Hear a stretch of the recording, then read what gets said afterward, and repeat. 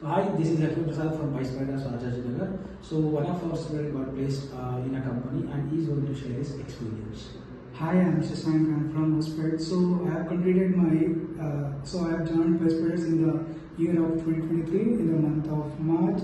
So as soon as I joined, I have completed my first Python with the help of Vijay sir. Later on, I completed my manual testing. So Vijay sir was the one who was taking both the classes. So in between, due to some personal issues, I have discontinued, and later on I have joined in the month of 2024 in the month of March for the Selenium. So Lakshmi sir was the one who took the Selenium. He trained me very well, and that was very helpful for me to complete my course.